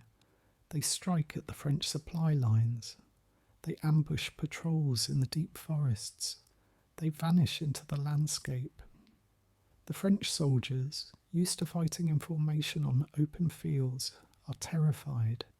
They call it the Spanish ulcer.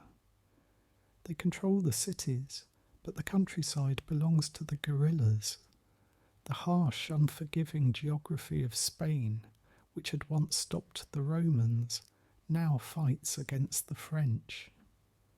While the guerrillas fight in the mountains, a different kind of revolution is happening in the southern port city of Cadiz. Cadiz is under siege, bombarded by French cannons. But inside the walls, protected by the British Navy, a group of intellectuals, liberals, and representatives from the empire gather. In 1812, amidst the sound of falling shells, they draft a constitution. It is known affectionately as La Pepa because it was proclaimed on St. Joseph's Day. It is one of the most liberal documents in the world. It declares that sovereignty lies with the nation, not the king. It establishes freedom of the press, universal male suffrage, and a constitutional monarchy. It is a beacon of light in a dark time. It sows the seeds of modern democracy. While the guerrillas fight for the return of their king, the intellectuals in Cadiz are fighting for the rights of the people. It is a contradiction that will haunt Spain for the next century, a war fought by traditionalists to restore a king who would eventually crush the very constitution that was written in his name. But for now, let us rest in the moment of resistance. Picture the rugged hills of the Sierra Morena. The sun is setting, casting long purple shadows. A group of guerrillas sits around a small fire, cleaning their muskets. They are tired. Their clothes are tattered, but their spirit is unbroken. They are the guardians of the land. The French eagles may fly over the cities, but the heart of Spain beats in the silence of the mountains, wild and unconquerable. The night falls, cool and starry, watching over a land that refuses to sleep until it is free. The smoke from the War of Independence clears, but the air in the 19th century remains heavy with the scent of gunpowder and melancholy. We enter an era of turbulence, a time when the great map of the Spanish Empire begins to curl at the edges and burn. Across the vast Atlantic, the ocean that once served as a highway for Spanish galleons, the winds of change are blowing. It is the era of the liberators. In the steamy jungles of Venezuela and the high, thin air of the Andes, men like Simón Bolívar and José de San Martin are dreaming of new nations. They are the sons of the empire, educated in the ideas of the Enlightenment, now turning those ideas against the motherland. The war for independence in the Americas is a long, grueling struggle fought across continents, from the swamps of the Orinoco to the snowy peaks of Peru. For the people back in Spain, this loss is a phantom limb. They feel the pain of a limb that is no longer there. The ships return to Cadiz and Seville, but their holds are empty of silver. They bring only tired soldiers and news of defeat. One by one, the great viceroyalties, New Spain, New Granada, Peru, Rio de la Plata, break away. The map on the wall in the royal palace shrinks. Spain, which had defined itself for 3 centuries as the head of a global body, is suddenly forced to look in the mirror and see only a peninsula.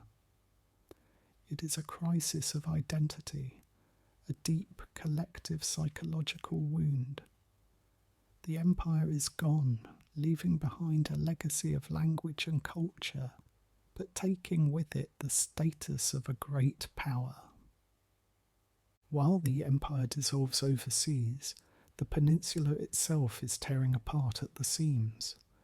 In the misty green mountains of the north, in the Basque country, Navarre, and the Pyrenees, a different kind of war is brewing. These are the Carlist Wars. It is a dynastic struggle, yes, a fight between the supporters of the infant queen Isabella II and her uncle Don Carlos. But it is also a war for the soul of Spain. Imagine the landscape of these wars. It is a world of rain and fog, of deep valleys and stone farmhouses. The Carlists are the traditionalists. They wear red boinas, berets, and fight for God, country and king. They want to preserve the old ways, the ancient charters, the rural silence against the noise of modern liberalism coming from Madrid. Their great general, Zumalacárregui, is a figure cut from granite, a master of mountain warfare, who leads his volunteers through the beech forests to ambush the government troops. These civil wars drag on for decades, scarring the north, pitting city against countryside, brother against brother. It is a gloomy, romantic, terrible time where the sound of church bells is often drowned out by the crack of musket fire in the mist. The century stumbles towards its close, leading to the year that is etched in black in Spanish history, 1898, the disaster.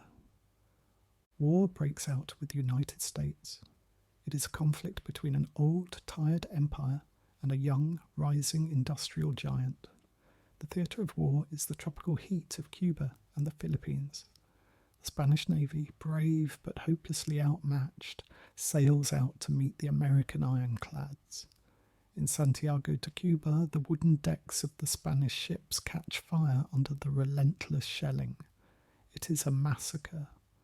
When the Treaty of Paris is signed, Spain loses everything that was left: Cuba, Puerto Rico, and the Philippines. The jewel of the crown, Cuba, is gone. The soldiers come home, not as conquerors, but as repatriados, sick, emaciated, shivering with malaria.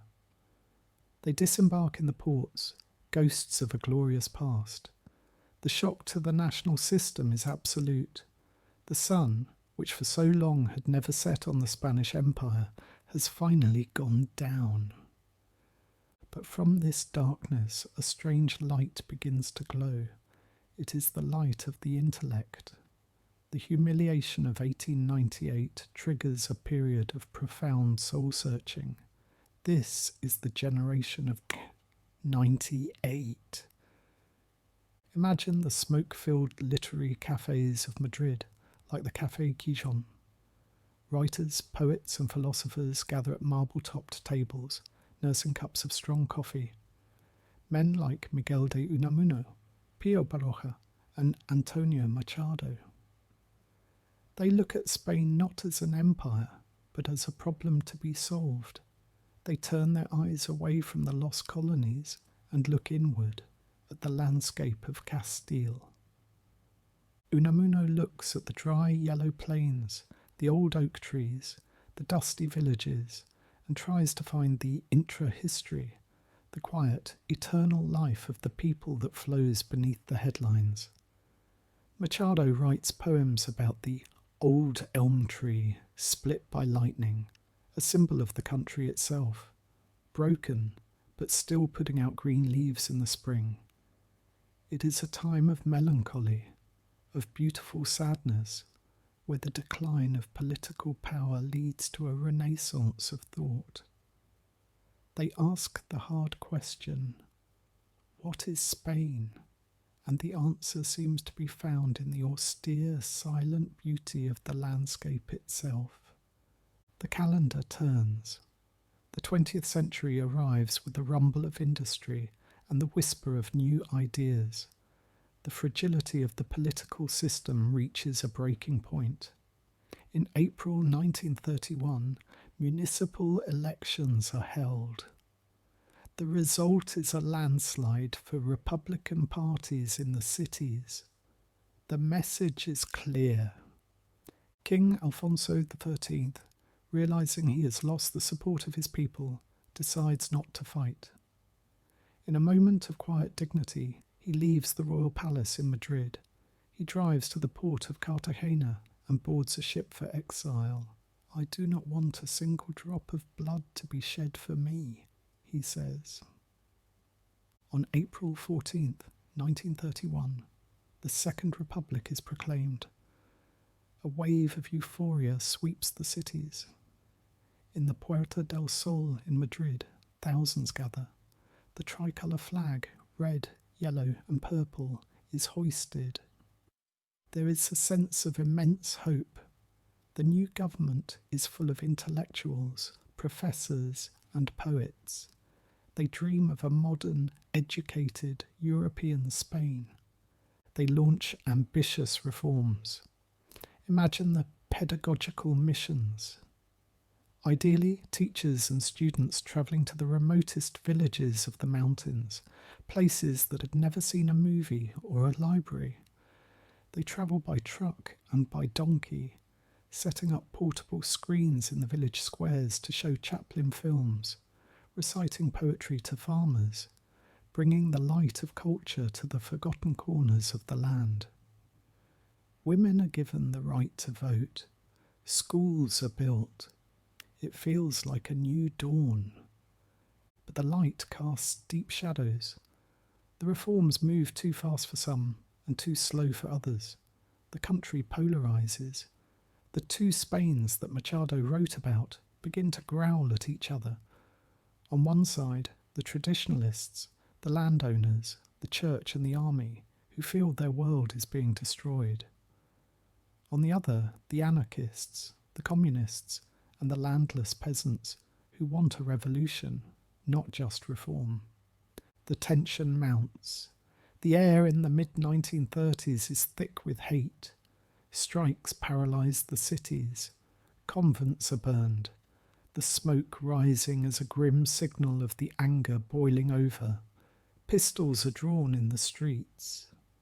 Parliament becomes a shouting match. The atmosphere is heavy, like the air before a summer thunderstorm, charged with static and the smell of ozone. Everyone knows the storm is coming. They just don't know when the lightning will strike. It strikes in the heat of July, 1936. A military coup is launched from Morocco. It is meant to be a swift takeover, but it fails to capture the whole country. Spain cracks in half. The civil war begins. We must treat this moment with gravity and silence. It is the deepest wound in the Spanish soul. It is a war of neighbour against neighbour, brother against brother. Families are divided, never to speak again.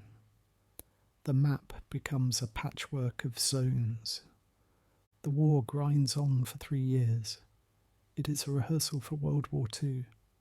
Hitler and Mussolini send planes and tanks to help the nationalists led by General Francisco Franco. The Soviet Union sends supplies to the Republicans. And then there are the international brigades. Imagine them, young men from London, New York, Paris and Berlin, writers and workers, crossing the Pyrenees on foot to fight for a country they do not know, driven by idealism. They freeze in the trenches of the Jarama Valley. They march through the mud of the Ebro. One event comes to symbolise the horror of modern war, Guernica. It is a Monday in April, market day in the Basque town of Guernica. Farmers are selling sheep and cheese in the square. Suddenly the sky fills with the buzzing of engines. The German Condor Legion drops tons of bombs. It is the first time in history a city is destroyed purely to terrorise the civilian population. In Paris, Pablo Picasso hears the news. In a frenzy of grief and anger, he paints a mural. He uses no colour, only black, white and grey, the colours of newsprint and ash. He paints a horse screaming in agony, a mother holding her dead child, a bull standing impassively. Guernica becomes more than a painting. It becomes a scream of silence that echoes around the world, a testament to the suffering of the innocent. By 1939, the Republic is exhausted. Madrid falls. The war ends. But for hundreds of thousands, a new ordeal begins. La Retirada, the retreat. Imagine the snowy passes of the Pyrenees in winter. A long serpentine line of refugees, men, women, children, soldiers, trudging through the ice toward the French border. They carry suitcases tied with rope, mattresses on their backs, the fragments of their lives. They leave behind their homeland, entering a long, cold exile. Behind them, a heavy silence falls over Spain. The guns are quiet, but it is the quiet of a prison, not a peace. Chapter 19 begins in the grey dawn of the 1940s. The Franco regime has established itself. These are known as the years of hunger. Spain is isolated, cut off from the world, ruined by war. The soil is dry. The harvests fail. Life shrinks to the basics. Bread is black and rationed. People hold on to ration cards like gold. The estrapolo, the black market, flourishes in the back alleys. Coffee is made from chicory. Tobacco is mixed with potato leaves. The streets are quiet, policed by the civil guard in their patent leather hats. It is a time of autarky, of trying to be self-sufficient in a world that has turned its back. The culture is stifled. Censorship is absolute. It is a black and white movie world, sombre and austere. But the geopolitics of the world shift. The Cold War begins. The United States needs allies against communism. In 1953, a deal is struck. In 1959, President Eisenhower visits Madrid. He rides in a car with Franco through the streets. The embrace of the superpower changes everything. The isolation ends. Money begins to flow. Coca-Cola arrives. The first cracks of light appear in the grey wall. Then comes the 1960s and the economic miracle. It is a transformation driven by two engines, industry and the sun. Tourism discovers Spain. Imagine the shock of the encounter. To the sleepy fishing villages of the Costa del Sol and the Costa Brava come the suecas, Swedish and French tourists. They wear bikinis. They bring money, rock and roll, and liberal ideas. The clash between the conservative black-clad Spanish grandmothers and the blonde tourists on the beach is the friction that sparks modernisation. Hotels made of white concrete rise up along the coastlines. Benidorm grows from a village to a Manhattan of the Mediterranean. And on the roads, a small, noisy symbol of freedom appears, the Seat 600. It is a tiny, ball-shaped car, licensed from Fiat. It is cramped, hot and slow, but it is affordable. For the first time, the Spanish working class can buy a car. Imagine the weekends. A family of 5, plus the grandmother and the picnic basket, squeezing into the pelotilla, the little ball. They drive to the beach, the windows down, the smell of gasoline and ozone in the air. It is the smell of the middle class being born. Spain is becoming a consumer society. Refrigerators and televisions enter the homes. The silence of the dictatorship is replaced by the hum of modernity. But the dictator is aging. Franco, the man who had frozen time for 40 years, begins to fade. His hands shake with Parkinson's. The regime tries to ensure its survival. They appoint Admiral Carrero Blanco as the successor. But in 1973, the terrorist group ETA assassinates him in Madrid, planting a bomb under the street that launches his car over a 5-story building. The future is suddenly unwritten. On November 20th, 1975, the announcement is made on television. A weeping newscaster looks at the camera and says, "Españoles, Franco ha muerto." Spaniards, Franco is dead. Champagne corks pop in private. Tears are shed in public. But mostly there is uncertainty. What comes next? Will there be another war? The country holds its collective breath. We enter the final chapter, the transition. It is one of the most remarkable political feats in history. The dictatorship does not crash. It is dismantled from the inside, piece by piece.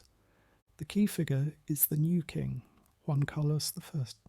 He was educated by Franco to continue the regime, but he harbours a secret desire for democracy. He appoints a young, charismatic politician named Adolfo Suarez as prime minister.